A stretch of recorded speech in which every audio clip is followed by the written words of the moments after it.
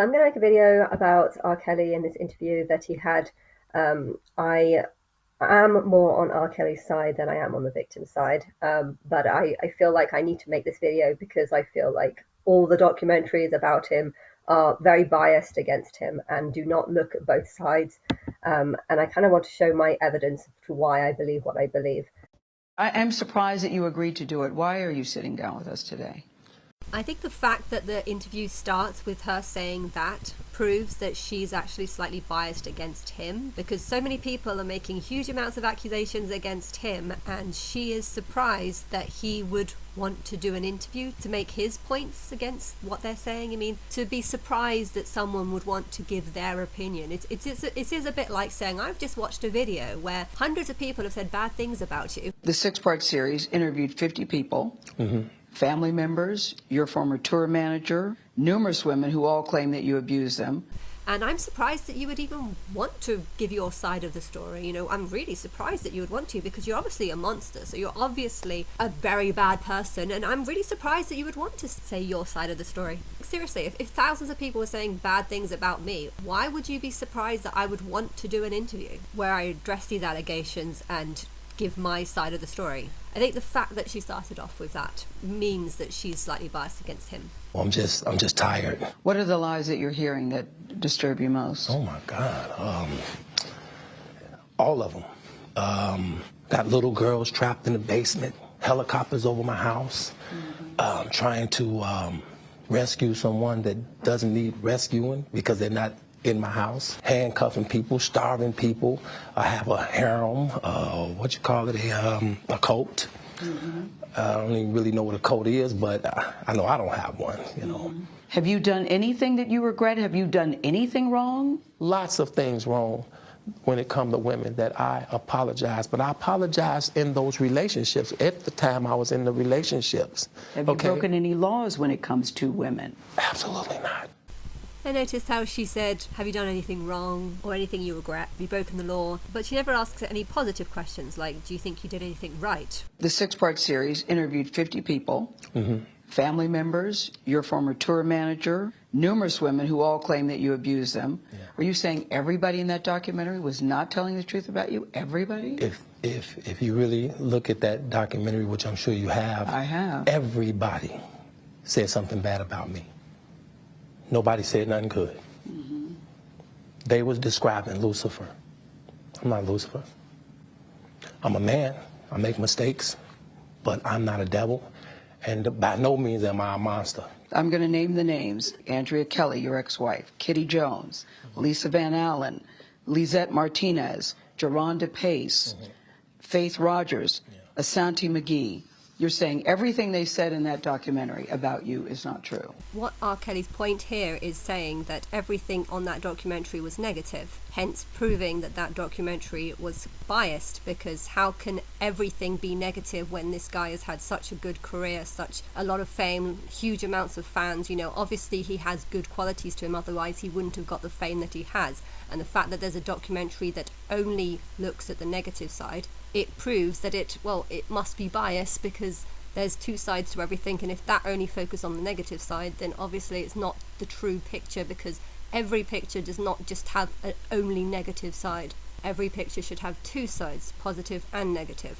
And if something doesn't have positive and negative, they're either a monster. You know, I know some people are so terrible that literally no one can say anything good about them. I know people like this exist, but the fact that R. Kelly is extremely famous, did have many fans, does have huge amounts of money made from his fans, this obviously proves that he does have a positive side. So the fact that they weren't showing that proves that they weren't showing the true picture. That's exactly what they've done with Lucifer. You know, Lucifer is a sort of evil character in the Bible based on a couple of things that he's done. And then people just paint him up to be far worse than he actually is, even though he was also said to be God's most loved angel. They just forget about the positive and focus on the negative, even though they don't actually know anything about the person that they're talking about. And he's saying that a similar thing that has happened to Lucifer has happened to him, and you know what, I think he's right. Lucifer was my son. I hate him because he betrayed me, but technically everyone in the world has betrayed me. He just hurt me more because he was my son. If someone only has a negative side, they're either a monster or it's not the truth, and that's what he's saying. That he's not a monster, so that's not the truth. And the fact that the interviewer suggests that he is a monster just because of what they say proves that she's biased against him. They are lying on me. Why would these women say the same thing about you? That you are controlling, that you are abusive, that you tell women when to eat, when to go to the bathroom, when they can sleep, where they can dress. Why would all these women tell these different stories about you if they were not true? And they don't know each other. You can start a rumor on a guy like me or a celebrity just like that. All you have to do is push a button on your phone and say, so-and-so did this to me. R. Kelly did this to me. And if you get any traction from that, if you're able to write a book from that, if you're able to get a reality show, then any girl that I had a relationship in the past that it just didn't work out, she can come and say the same exact thing. Are you blaming this on social media? Did you not listen to what he said? He said that he wasn't blaming this on social media. He was blaming this on people's reactions to these stories and people's keenness to want to hear these stories and the public's excitement over these stories. And these girls who slept with him, yes, so that's true. And maybe they did feel like he was quite a controlling person because, he's a very masculine person and kind of control and dominance is part of the masculine character. So they've taken traits that are real, things that are real, and I'd also have to add things that most guys would be proud of. Most guys in the 90s and 20s, we're talking kind of in the past mostly, but this was what guys in the past used to think and believe. This is what a lot of people were brought up with. Think that males should be the head of the house, the head of the relationship, the head of the family. Control and dominance is part of a male character. So they've taken a realistic characteristic that does exist inside R. Kelly, a characteristic that many guys actually feel proud to have if they have it. So they've picked up on these things and then they've tried to paint themselves up as victims using things that aren't actually illegal. Now, he's denying everything, but that's only because he doesn't want to get blamed for everything by admitting that maybe he was a bit controlling. That's probably what he was thinking at the time. The likeliness that these girls were exaggerating their case or making out it affected them far more than it actually did just to get fame and attention, this is very likely because it's very likely that they only liked R. Kelly because of his fame and them thinking that they can get a fame themselves from being with him. If that's the kind of people you attract, then it's no surprise that they would want this fame and attention. And if they find that they can, lie and say certain things that they've probably heard other people say, because there was quite a lot of these accusations over the 10-year period that this sort of court case has kind of been ongoing. It's easy to look online to see what other people are saying, and if you slept with him too, it would be easy to make the same allegations because someone else has said them, and therefore you seem more believable because other people have said it. That's what he's saying. I'm not saying what the truth is, I'm not saying who's right or who's wrong, but I'm saying that what he's saying is actually the truth. And the interviewer is kind of denying the fact that what he's saying could actually be the truth. And that's what I don't like. If these girls were sleeping with him because of his fame, it's probably because they wanted fame too. And if they can get it by telling these stories that the public want to hear, then it makes sense. And his explanation that he's just given, makes sense. And yet you kind of just blasé it. I'm talking about the power of social media. In 2008, R. Kelly was found not guilty on 14 counts of child pornography after prosecutors in Chicago failed to convince a jury that he was a man seen in a sex tape with a girl as young as 13. I've heard about this sex tape, and it's funny how every time I hear about it, the age of the girl seems to change. I've heard 14 and 15, and now I hear 13. If something's true, surely the number would stay the same, right?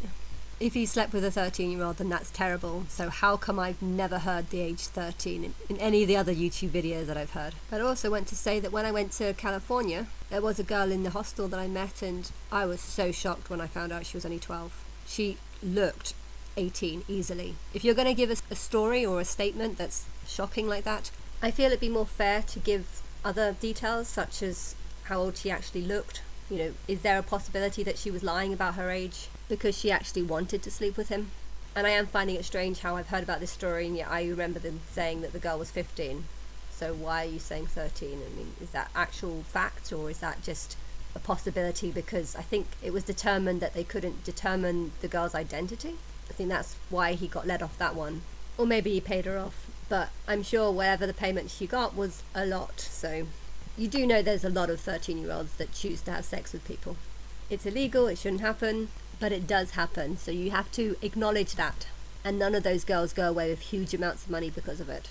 But if she got a huge amount of money for it, then I feel like that is the justice, you know. If you wrongly put someone in prison for 17 years and you let them out, it's justice to give them a huge amount of money as a sort of sorry.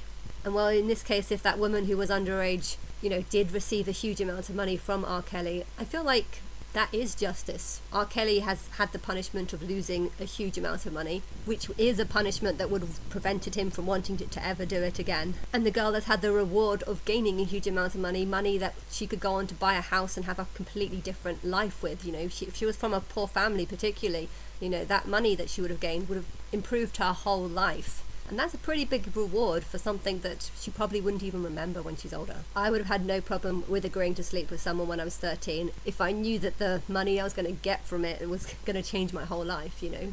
When I was 12 at Sylvia Young Theatre School, you know, I said that I had two friends, one whose first name was Kelly and another one whose surname was Clarkson. She had a relationship with a 40-year-old when she was 12. She invited me to a house party. I brought my other friend along, but this girl that I went with, you know, whose band party it was, she didn't return with us. She went home with him. I don't know what happened.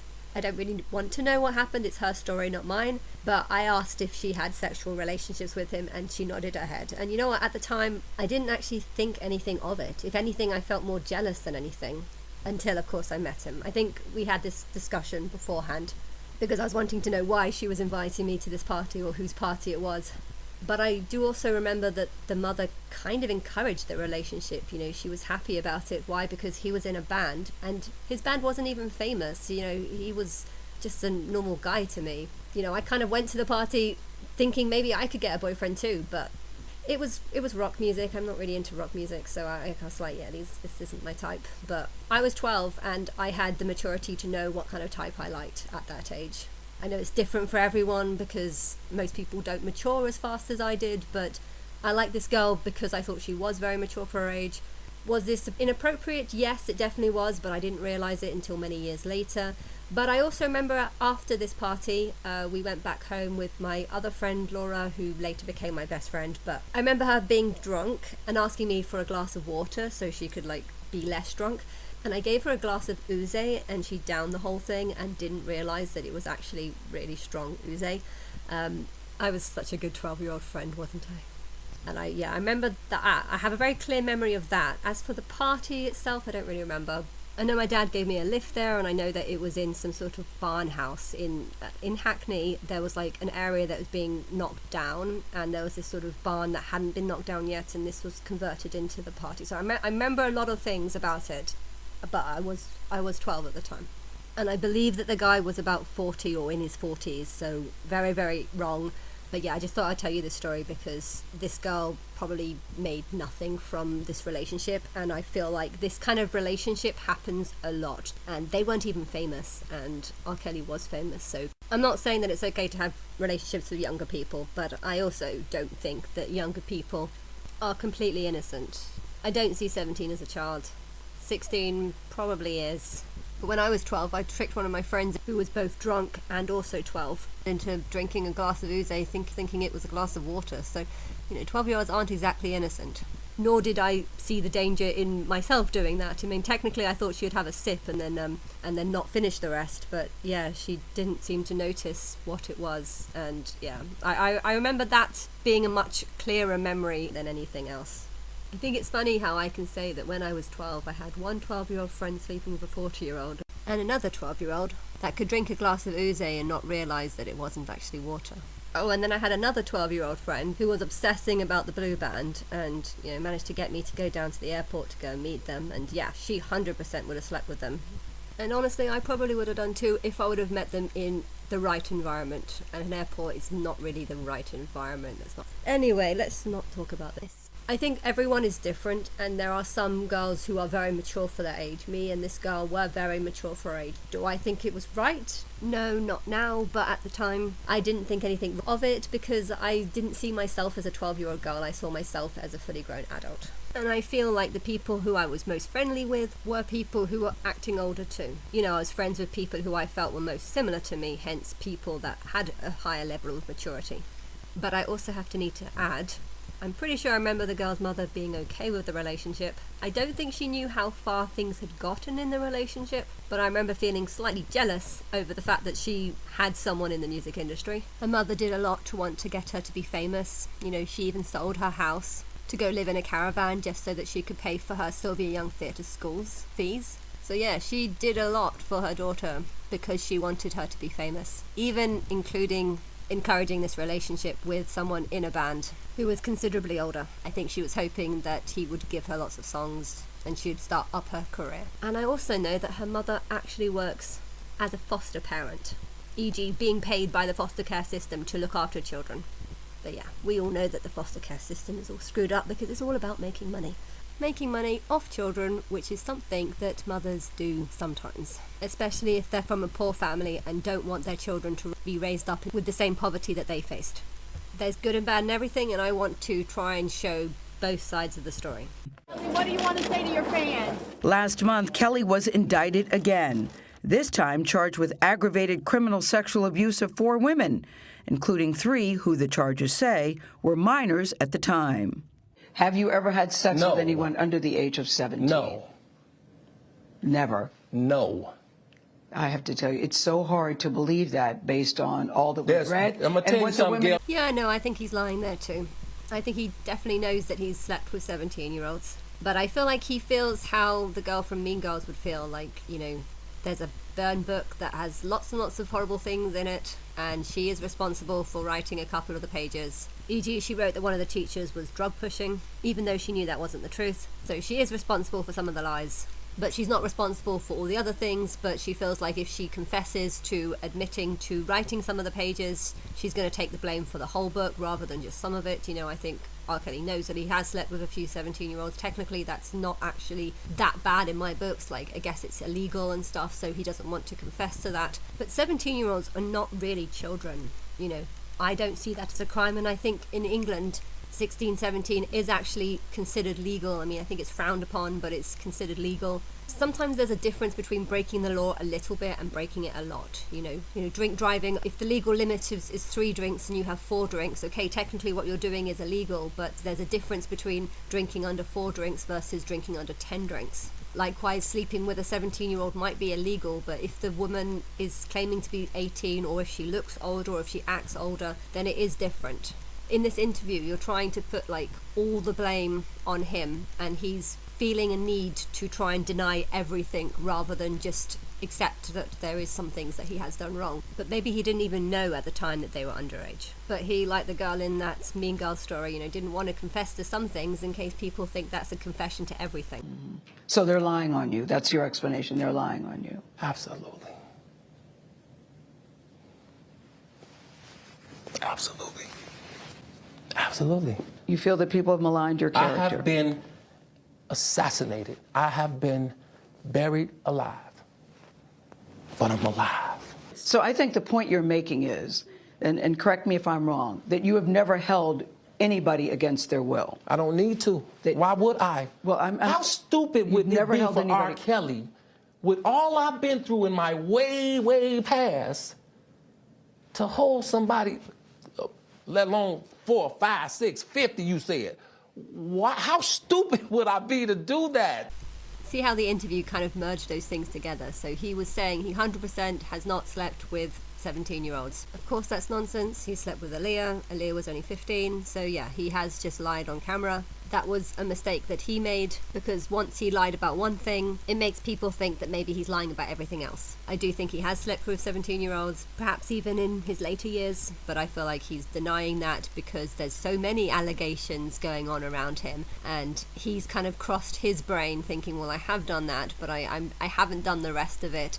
And she's then, you know, started talking about locking people in basements and stuff. You know, sleeping with a 17-year-old is very, very different to holding women hostage in a basement. And, you know, he's obviously trying to deny that he'd done all that shit. But it seemed to getting confused because he's also denying sleeping with a 17-year-old. And I do think that he has done that. So people are thinking, well, if he's lying about sleeping with a 17-year-old, then he's probably lying about everything else. But I feel like he doesn't realize that by lying about one thing, it makes him seem less believable when it comes to everything else, even though sleeping with a 17-year-old and locking people in basements are completely different things. It is the difference between someone who would drive when having a couple of drinks versus someone who would drive after drinking a bottle of vodka. These are two different things.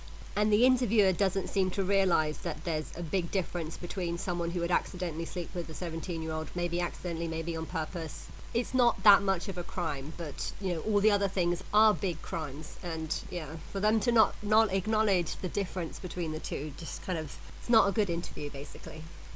Use your common sense. Don't forget the blogs. Forget how you feel about me. Hate me if you want to, love me if you want, but just use your common sense. How stupid would it be for me to, with my crazy past and what I've been through, right now I just think I need to be a monster and hold girls against their will, chain them up in my basement and don't let them eat and don't let them out unless they need some shoes down the street from their uncle. Robert, stop it. Y'all quit playing. Quit playing. Robert. I didn't do this stuff. This is not me. Y'all, I'm fighting for my life. Y'all killing me with this. I gave y'all 30 years of my career. Robert. 30 years of my career. Y'all trying to kill me. You're killing me, man. This is not about music. I'm trying to have a relationship with my kids, and I can't do it. I've seen quite a lot of people take this footage and try and make a joke out of it, of course he did do it, of course he did do all this stuff. And it's actually quite heartless, I think, because, I don't know, I feel sorry for him, because obviously there are loads of accusations being made about him, and people don't seem to recognise that maybe some things are true and some things aren't true. And he's obviously not very good at explaining that some things are true. Why? Because if he confesses to anything, people are going to just take everything that he says out of sort of context and use that as evidence that he's, he made a song about I confess, and they're saying that that's him confessing to all these other allegations when it wasn't. At the time he did it, I think he was only confessing to just sleeping with people that were underage. But this was in the 90s. This was when he was 27. What he went through with these cases of people suing him for underage sex, I think he went through a lot of that, and he did learn, and he did change, and he did realise that he shouldn't sleep with underage girls, so he did make a point of not sleeping with underage girls. But now he's slept with more people, and these more people are probably just using him for money, and he's obviously not very good at finding the right girls. But anyway, it almost feels like as time goes on he just finds himself in a bigger and bigger pit, because he finds himself with people who just make up more shit about him and use him for money. I know Britney Spears, though, could probably say a similar thing. She feels like she dates guys who only want her for her money, but that's the problem with fame. But you have to recognise that there's good and bad in everything. I think Sam was only really after her because of some things that he can get from it, but at the same time he was also helping her at the same time. She does have mental conditions and she did need some help, and Sam was helping her, so it was a two-way relationship, even though I wasn't really convinced it was about love. Y'all just don't want to believe the truth. You don't want to believe it.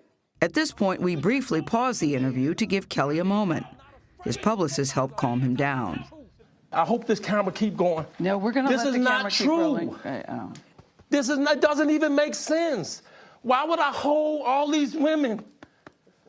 Their mothers and fathers told me, we're going to destroy your career. But Kelly's emotions remained raw.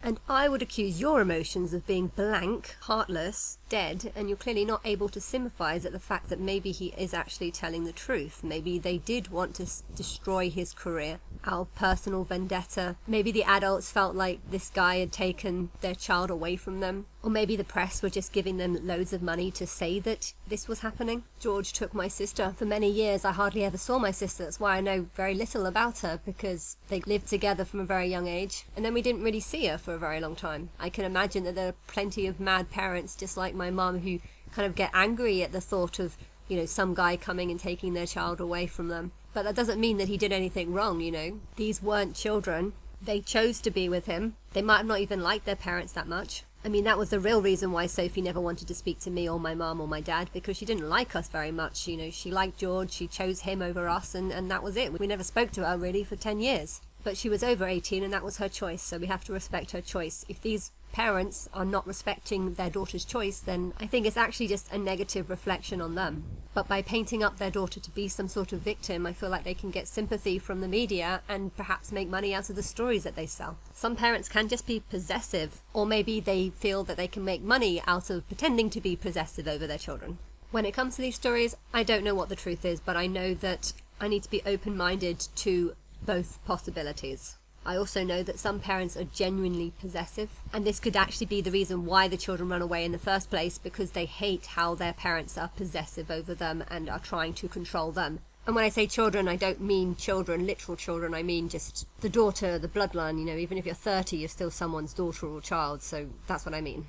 Also, another thing I'd like to point out is that they are insulting R. Kelly for controlling their daughter, but really, you must ask the question, are they not just controlling their daughter by forcing these stories into the media so that they can make money or fame or furniture or something? You know, you have to ask this question. Sometimes women are attracted to people that are similar to their parents, and maybe if their parents are possessive, that would be a reason why they are attracted to R. Kelly, because maybe he is a bit possessive. You know, I think he can have a possessive side of him. And that's not always a bad thing. A lot of parents feel like they own their children and they can control their children. And this can be a good thing if their child needs to be controlled, but it's a bad thing if their child doesn't want to be controlled, because it would be the reason why they would run away in the first place. It's real girls out there missing. It's real young girls out there being abducted, being raped, okay? They really are on chains. They really do have chains on their wrists, and they can't get out. Robert, and they're ending up buried in deep. Robert, we have to have a conversation. Really, I don't want you just ranting at the camera. I came here for them to hear me talk. But I need help. What kind of help? This is the kind of help I need. Yes, what kind of help? I need somebody to help me not have a big heart, because my heart is so big. People betray me, and I keep forgiving them. No, what you need is a decent lawyer, and I don't understand why this interviewer isn't wanting to hug him at this point, you know. Big hug, calm down. You're obviously very affected by this, and, you know, I don't know why the interviewer herself is not being affected in any way by thinking, actually, maybe these people are just saying lots of allegations. It's like she's done lots and lots of talking to or listening to just lots and lots of stories, that she's gone into this interview with the sole belief that she is looking at a paedophile, and therefore anything that he is saying is just going to kind of like hit a brick wall. You sound like you're playing the victim here. You sound like R. Kelly, you do. When I listen to you, it does sound like you're playing the victim I'm just telling the truth. You know, these girls are literally playing the victim, being called a victim, posing themselves up as victims, and here he is trying to defend himself, and yet he is being accused of being the one who's just playing the victim card. He's not playing the victim card, he's there to defend himself. And he's, you know, he didn't realise that he was going to be walking into this kind of trap. But I don't know, this interview is a lot better than the other guy. The other guy was way worse. And the reason I'm emotional, Robert, and I apologize for that, is because this is the first time I was able to say speak. something. Yeah. I've said nothing. Well, we're also hearing from the family of a woman who lives with R. Kelly at his home. The parents of Joycelyn Savage say that the singer not only abused but brainwashed their daughter. R. Kelly denies that and claims it was Savage's father who gave his daughter to him at a concert. I didn't go looking for a Joycelyn Savage. I was doing my show. He brought her and asked a friend of mine to put her on the stage with R. Kelly. Make sure she's on the stage. Mm-hmm. But in a news conference this morning, the Savage family says they have no doubt that Joycelyn is being held by the singer against her will. We went from seeing you or talking to you daily or weekly to not seeing you in 2 years. So that is a clear indication to us, and as a mother, that something's definitely wrong with this situation. Yeah, and that's definitely something wrong with the situation. I mean, it reminds me of my sister who ran away with her partner and the guy who she later married and stuff. You know, she ran away and you know, we hardly ever saw her for 10 years.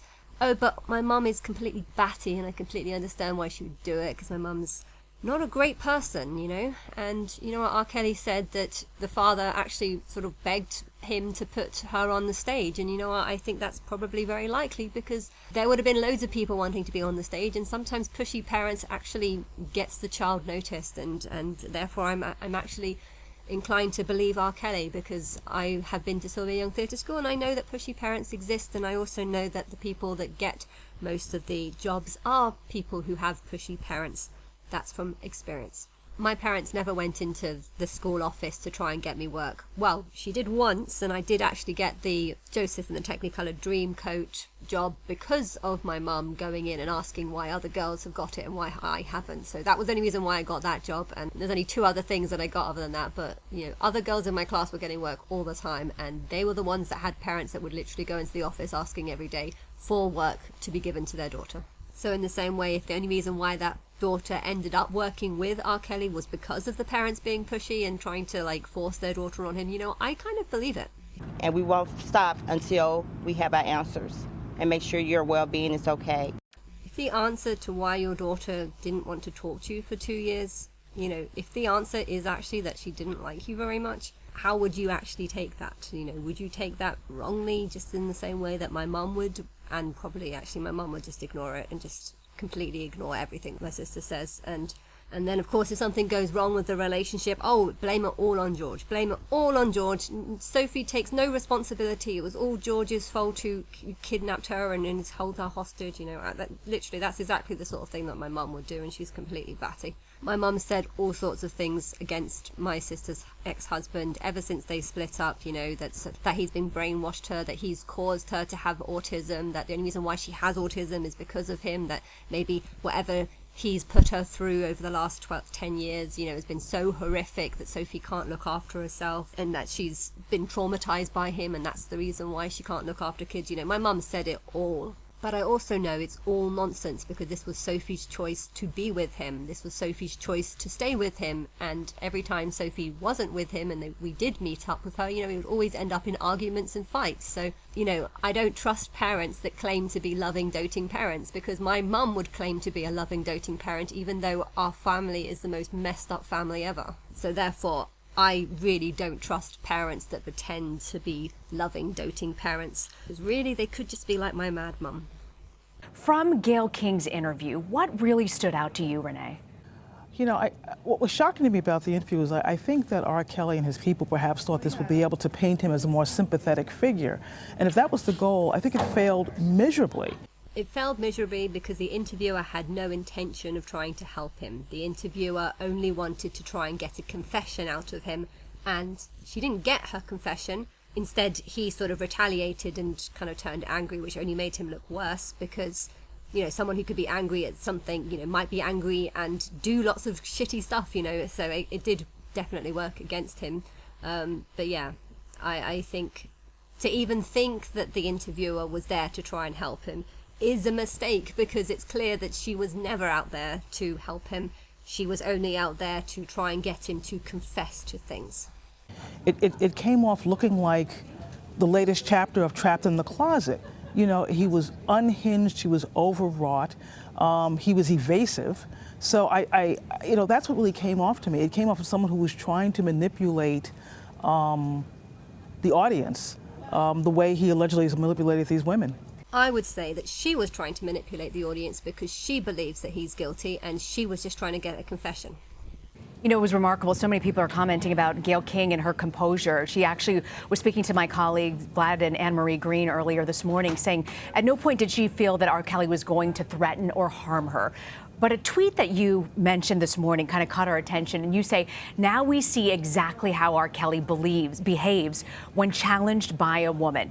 That was your tweet. Now we see exactly how R. Kelly behaves when challenged by a woman. So now this is evidence of the media turning against him. You know, it was remarkable. So many people are commenting about Gayle King and her composure. You know, to me, I felt that Gayle actually came off quite cold in the interview. You know, he was practically crying, and she had no interest in wanting to kind of give him a hug, or she didn't want to see his side of the story. She just kept wanting to be like, but what about your victims? But what about your victims? Oh, now you're playing the victim card.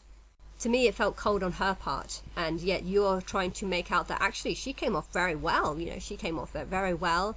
This is just what happens when he's confronted by a woman. He gets angry. And then you choose to make a news report about him, but using a woman who has made comments online stating things like, this is what happens when he's challenged by a woman. So it's like you've deliberately chosen someone who is against him, and you have deliberately put her on stage to try and give her point of view out so you can try and push your point of view that he is guilty. That is what I see. That was your tweet. Now we see exactly how R. Kelly behaves when challenged by a woman.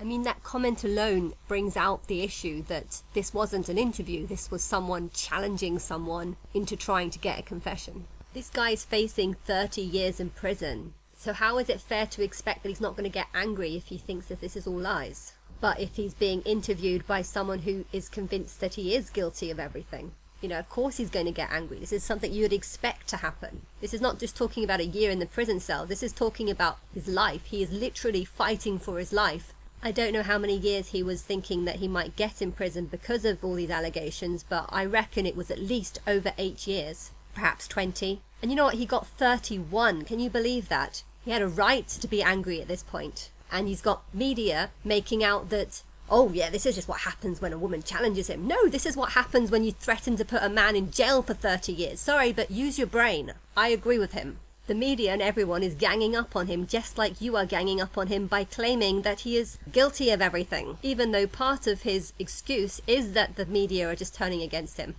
What does this say about his track record, and what did you mean by that tweet? Well, in Surviving R. Kelly, we heard women talking about not just sexual violence, but physical violence, and how if they didn't like the right basketball team, they would be slapped, they would be hit. And this sense of domineering and control, being domineering and controlling. And that's what it felt like a little bit today. He is towering over Gayle King, who is sitting there being the consummate pro as he is sort of screaming and flailing and crying in this whole sort of dramatic performance. I don't know if R. Kelly hit anyone, but what I do know is that these girls weren't threatening to put him in jail for 30 years at the time when they were actually dating and when they were actually together. Right now, there are people threatening to put him in jail for a very long time. So wailing and throwing and thrashing and getting angry, this is what you'd expect. Not because he's a bad person, but just because people are going to put him in prison for a very long time. So to not recognize the fact that he is in a very different situation than what he would be if he's on a date with someone. I can't imagine him going on a date and being like this. He would have no reason to be like this on a date. Just assume that him being angry in an interview that he's trying to defend his life so that he doesn't get put in jail for many years. To assume that because he's angry in this scenario that he'll also be angry when out on a baseball date or when in his house with girls who he thinks he's dating and likes and stuff. I don't know how much they actually liked each other, but whatever. To see that as being evidence that he would attack them is crazy.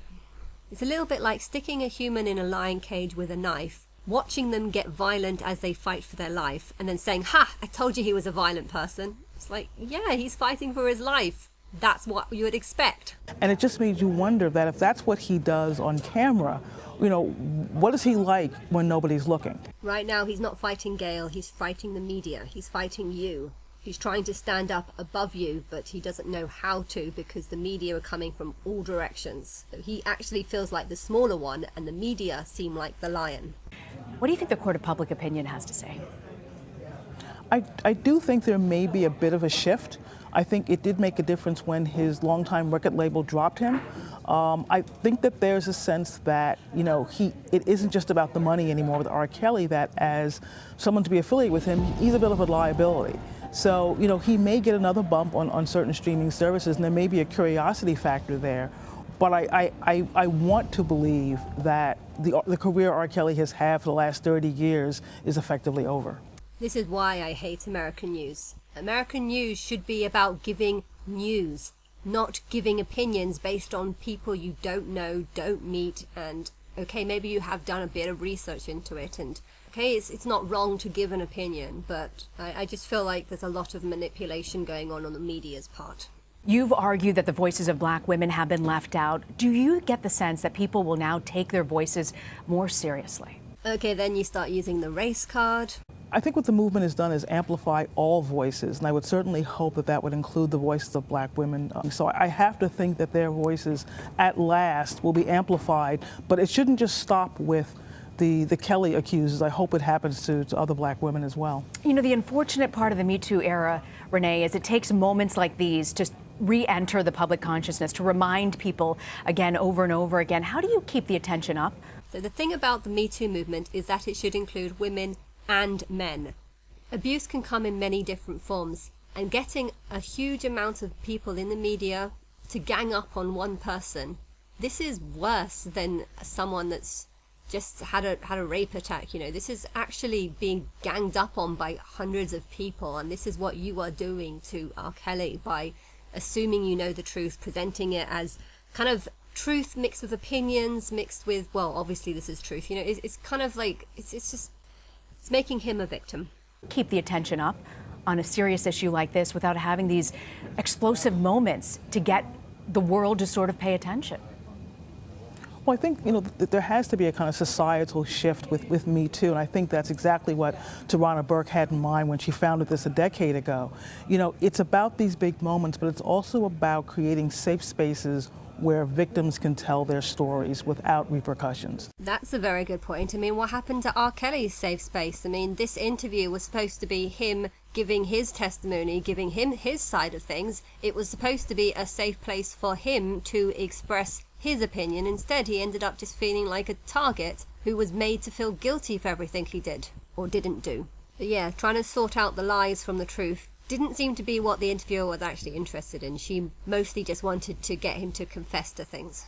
And I think that's what this comes down to. If it's just a sort of moment where it's R. Kelly on TV and flailing, or a young man on his hockey team feels like he still has to keep that secret, then the movement isn't doing what it should be doing, and we're not responding to the movement the way we should be.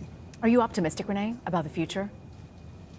Cautiously. Cautiously optimistic. I have had an experience where I was trying to get pregnant, and I was using a donor, and that donor, I don't know, he didn't like me that much, and I felt, you know, kind of violated a little bit. Like I really liked him, and I felt like I was developing feelings for him, and the thought of him sleeping with other people actually kind of hurt me.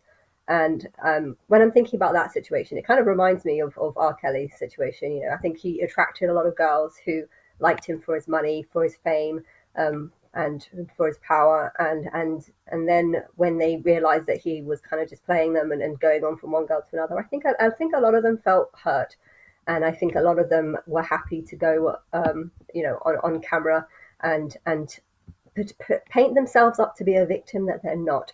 You know, really, if someone is using you, you know, you should kind of realize that you are allowing them to use you, and you are being attracted to them because maybe not because of who they are, but because of the money and fame and the good life that they can give you. And I think a lot of these women became hurt when the relationship failed, or when they weren't getting what they really wanted out of it. And when it comes to the donor that I was trying with, there was actually a few girls who tried to contact me afterwards, because there was a lot of people saying that they didn't like him because they thought he was playing them, or, you know, I heard loads of rumours about that guy. I did do a bit of research before trying with him, and there's a lot of people warning me not to go with him, and when I spoke to him about it, you know, he was just like, oh yeah, these women are just jealous. What he said, you know, he said that he liked someone and then he tried with someone else and that person got jealous. That's what's his excuse, and I kind of believed it because he was kind of attractive. He said that they were telling lies about him because they don't want him to try with other donors. There were people who tried with him before, and he was building up a bit of a reputation for kind of breaking women's hearts, I guess. And yeah, I feel like the only reason why he did that, though, was because he actually was very good at talking to women, and he would get women to like him through his conversations. And you know, even though I don't really know why I like him because he was a complete player, but he, you know, I could see why they would be angry, basically, because I felt that same kind of anger. But at the same time, I realized that it was my fault, because I knew that I was leaving him with the sole intention of just trying to get pregnant, and therefore I shouldn't have expected anything from him. And the fact that I started having feelings towards him and started wanting more from him. I wanted more feelings from him and I didn't get it. It did hurt me. It did actually make me quite upset for a short time. But then I realised that actually it was my fault. He made it clear from the beginning that he didn't want a relationship. He made it clear that he was just a donor. And I was okay with that because that's all I wanted at the time that I met him. It was only after I kind of started developing things. I don't know what went on, but I think I went a bit mad that week or something, or that month or something, but whatever, I'm over it now. But I feel important to say that a few weeks ago, a filmmaker did actually contact me about this guy because he's been looking online to see these donors to try and work out if it works or not. And I think a lot of people were complaining about this guy. And I put the camera guy straight, which is the reason why these girls are complaining about them is because they're falling in love with him and they're getting hurt by doing that. But at the end of the day, it's their fault for getting in love with him because he makes it very clear that he wants nothing but, one night stands.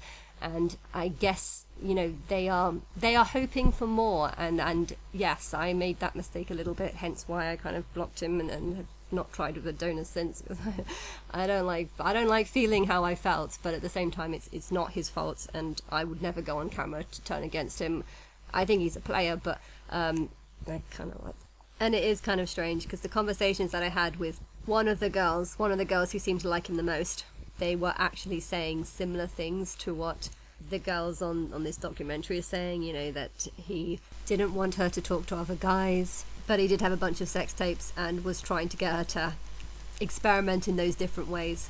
At the end of the day, every relationship's different, and if a guy wants to be a bit controlling, well, you as a person in the relationship, have to decide you really want this guy if he's going to say all these things. And, at the time he said them to these girls, I guess that's how they were happy to have the relationship. On one hand, this one particular girl said a ton of terrible things, but on the other hand, it also felt like she would take him back if he just sort of turned around and said, yeah, I want you back. I think she was saying she wouldn't take him back, but at the end of the day, I felt like she was only talking to me because she still had feelings for him. And I felt like I was only talking to her because I still had feelings for him. So feelings are a strange thing, and you shouldn't really mediarize things because there can be lots of hidden truths that you as a media are not seeing, but there are things that other people might feel if they were dating that person, but at the same time they might still be angry if they've been dumped or whatever. You shouldn't go around breaking people's hearts. That's what I should say, but it's not illegal. Likewise, women have sexual fantasies too, and many women might want to deny the fact that they've had weird sexual fantasies about something and then turn it into some sort of, oh, I only did it because he convinced me to, when really they might have actually enjoyed it at the time, but they're just too embarrassed to say that. You need a guy who really likes you, and if someone's sleeping with lots of people, they can't really like you. And I think a lot of these women were hurt, but I feel like they have used the pain that they feel to lock this guy up in prison completely unfairly. And I guess I am a little bit biased against them because I can't even watch the documentary. I feel like they're crying over nothing. I feel like there's so many people that have gone through actual rape, actual sex trafficking, actual hurt. So many people that have been like literally attacked, literally held down, and to think that these girls are acting like this has happened to them, when really I think they were just a bit hurt by him kind of moving on from one girl to the next, and they're not really making that much money out of it. And it just seems like tall tales to me. That's all it is. So I'm just going to make this video to try and show where I think R. Kelly went wrong. I don't think he's a completely innocent guy. No, I don't think that so many people would have turned against him if he was completely innocent. But at the same time, just because a bunch of people have turned against him, that doesn't mean that they're not innocent, because at the end of the day, he was attracting these kind of people by sleeping with fans who only liked him for his money.